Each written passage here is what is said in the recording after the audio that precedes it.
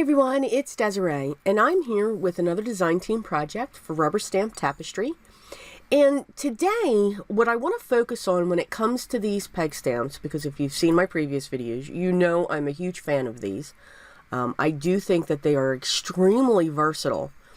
I'm going to be using two sets from their new collection, and these are here, the Poppy Fields and the Southern Charm.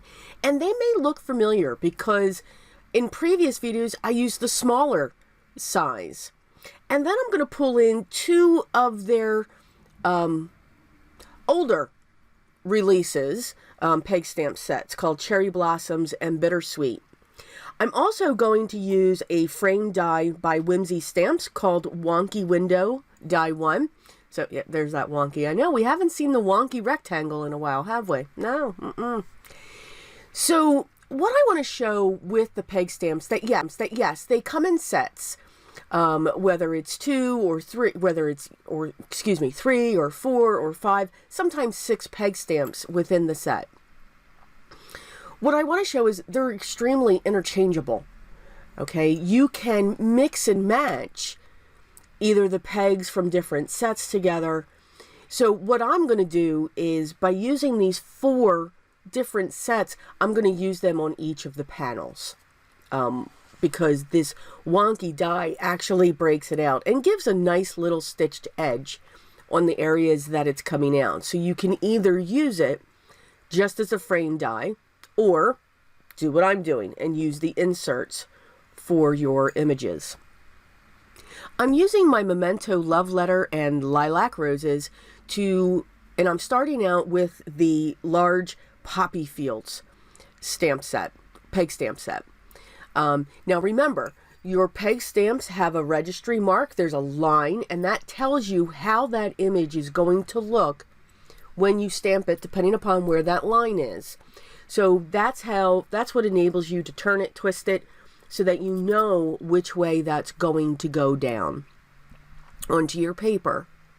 I'm then going to pull in some of my alcohol markers, and I'm just going to real quick draw the stems from my poppies. I'm just going to go down to the bottom of my page, and then I'm going to turn this and create the grass that they're going to come out of. I'm just using, there's no science to this using the alcohol markers. I'm just using different shades of green. I'm testing it on the back of my cardstock, and I'm just going to flick up, coming from the bottom of the piece of cardstock to fill that in. I'm starting with my light, and then I'll come in with a darker shade. So by starting out with the light, when that darker shade comes in, it kind of helps to blend it because I'm already saturating the paper with the lighter color. Once that's completed, that panel will be done, and then we will be able to move on to the next one. Now, you don't have to use alcohol markers with that. You can use just regular markers. If you've got watercolor markers, you could use that as well. So use what you have. Just to get that same effect, you could do the same thing with regular markers. It doesn't have to be alcohol. They're just right in front of me. So for the next panel, I'm going to pull in the Southern Charm. And again, these images are larger than what the first set is, so they really will complement each other. I'm using Soft Cantaloupe from Hero Arts, New Sprout, Rosebud, and Angel Pink from my Memento Dewdrops. I'm also going to pull in Bamboo Leaves because I'm going to go into my light color, and then I'm going to rock the edge of the stamp in the darker. Now, you want to be careful with that because there is an edge when it comes to the red rubber. So you don't want to get a halo effect around your stamped image if you push too hard. But if you do, we can easily fix that. Again, we don't stress. We enjoy this craft. Nothing is perfect. Well, there's a couple things that are perfect, but that's for another video. It's creation. We're creating something. So it's okay if there's those little tiny, what I call oopsies, in our cards. I've moved on to the next one because I was a little bit gabby there. This one's called Bittersweet, and I love this one. There's such tiny images, two pegs in this stamp set. And I think they're just perfect. They can just add just a hint of something within the background. So I did use the soft cantaloupe again. I did use the ladybug color and the espresso truffle for my twigs. And you can tell I'm sticking with the same colors. So I'm using, if I'm using the brown, I'm going to only use that espresso. If I'm using the red, I'm only using the ladybug. If I'm using, the peach color, I'm using that soft cantaloupe. I'm not pulling in too many colors. I made the determination, these are the colors that I wanted to use, and I'm sticking with those. Sometimes if we pull in too many colors, we kind of lose the connection within the card. And again, that's okay, if that's the look that you're going for. Now, I did pull in one more color, but it's still within the family, and that's the Hero Arts. I believe it was Mold Wine. Yes. For the darker poppies. Now, this probably was a little bit too dark, but I think it complemented off of the brown, because I did choose a really dark brown and not a soft one.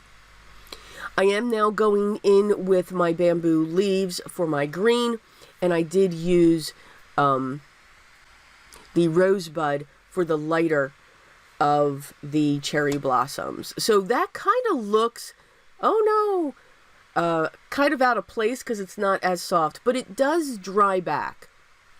Now, I cut two of the frames from the Whimsy Stamps set. So I have one cut in brown, and then I cut another one in white because I just wanted that propped up just a little bit. Because each of these panels, and you knew the vintage photo was coming in, right? Just saying. Very lightly going around the edges to continue that brown frame up. These are all going to be propped up using foam squares. But I do want to set my frame down first onto my standard A2 size card base, which is 4 1/4 by 5 1/2. And this one will be a side folding because I am making this card landscape. So you can see from this die, you'll have a nice border around the edge of your frame. And now I'm going to grab my foam squares and just go to town, just propping these up onto or in between these areas here. So you get to watch me sometimes fight with the backings of the foam squares. And it just gives just a little bit of height to each of these panels. Now, you can make these different heights if you wanted to. You can use double the foam squares. You could just cut another piece of the die cut and have it raised just like I did in the frame. So there's all kinds of different dimensions that you could get with this. This would also make a great shaker card. You could have, made 4 different shaker elements, so that would have been fun too. I just grabbed a piece of cardstock from my stash and a stamp set, and I just stamped out Hello Beautiful, and I used my white alabaster fine detail to emboss that, and I have that crossing over the poppy. So if someone was thinking, why did she stamp that one all by itself up at the top? There you go, that's why. Just to have that break so I can put the sentiment in. Now, what's really great, you can have fun with each of the panels to add different embellishments. So for this one, I'm adding some of my iridescent sequins to the center of the flowers. For the cherry blossoms, in the darker cherry blossom, I'm going to use my White Blizzard Nouveau drops, which will pick up that dye a little bit.